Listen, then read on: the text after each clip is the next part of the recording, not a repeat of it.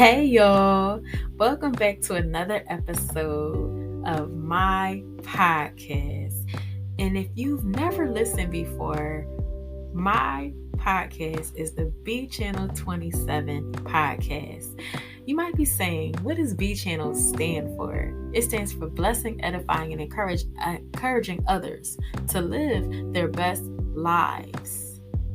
And my mission with this podcast is to spread love and to spread hope and light and spill the tea on all of the books that have been blessing me in my quiet time with God.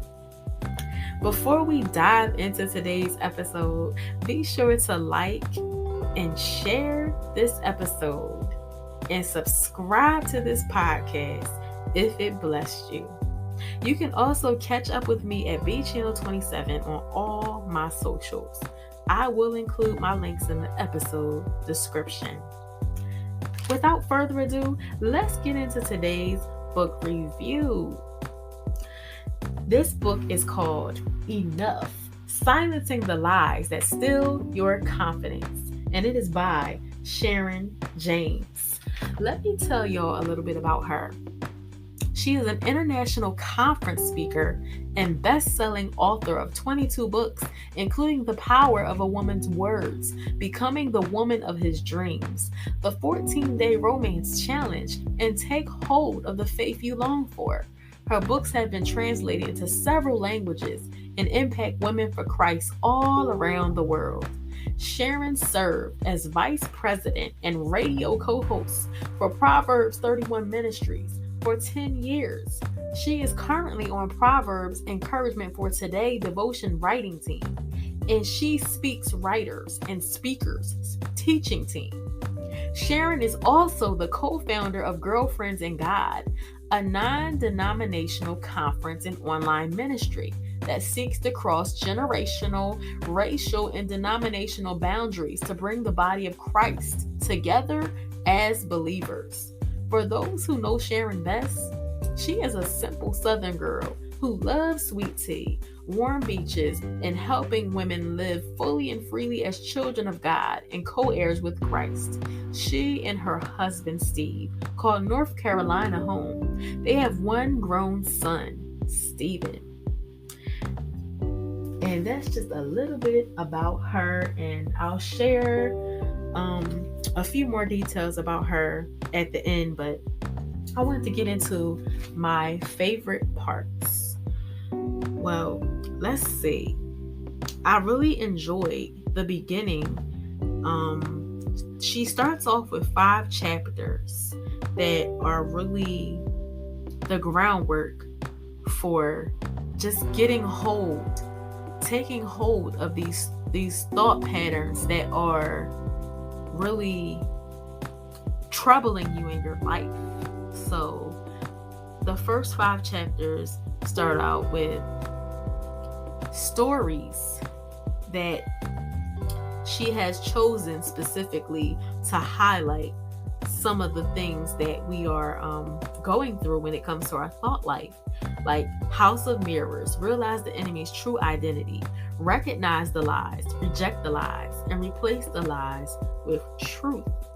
And then in the second part of the book, she goes on to, in detail, in the next 10 chapters, tell the lies that the women, are so, women today are so into telling themselves, like lies that we definitely need to let go of. We're just enraptured by them, And I really appreciate her transparency.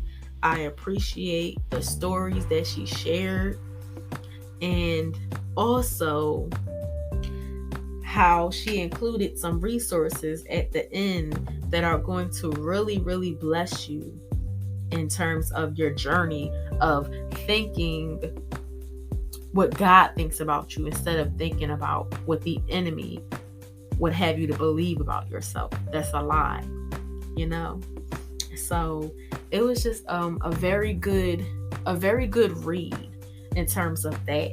And it was something about this book that just made me want to slow down and take my time and not feel like I had to read an entire chapter in one day. And that was refreshing to me to be able to do that. And because usually my MO is to rush through these books, y'all, and just be like, I have to read a whole chapter a day. But I'm trying to let go of that lie, because that's like a common misconception. We feel like when we're reading a book, sometimes we feel like we have to read a whole chapter a day. You know, you can read several pages and that's sufficient, because I would rather read a little bit and be able to digest it and understand it, rather than me read a whole chapter and have no clue what just happened, because you're trying to, it's like you're overwhelming yourself. It's a lot of information that can happen within a chapter. So a few pages is more reasonable. We have to be kind to ourselves, even with something as simple as reading and trying to learn something new. So that's something that I've learned with this bookworm journey that I'm on, because I love to read new books, but I'm trying to give myself grace and be like, you know what? If it takes me a month, so what? But at least I'm getting books read, taking my time to actually savor the book and enjoy it. And I think that anybody who is struggling with self-esteem, confidence, self-worth, this is a wonderful book to read, to affirm yourself and to really kind of sit with yourself and reflect on what you have believed about yourself that's a lie, and to be able to kind of rewire your brain to see yourself the way God sees you, and to know that that's the foundation that you need to build your confidence upon. How does God see you?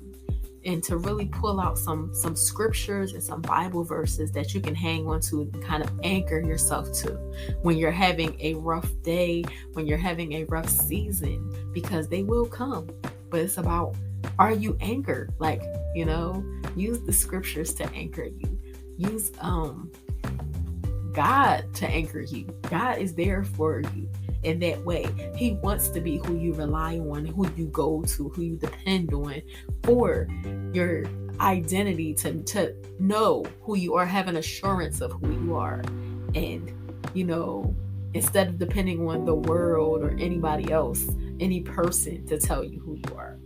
And that's sometimes where we get into trouble, because we want to hold on to what everybody else has said about us, even things that may not be true at all. So it's a really good book if you're trying to get your footing in terms of self-confidence, self-worth, and self-esteem. You can find this book anywhere that books are sold, but most definitely Amazon. You can find that book there. And once again, it's called Enough: Silencing the Lies That Steal Your Confidence by Sharon James. And speaking of her, you can find her on Facebook, Instagram, Twitter, and her blog. And I really hope that you read this book and that it blesses you. Thank you so much for tuning into this podcast today. And until next time, peace and blessings. I can't wait to spill the tea with you again on another great book.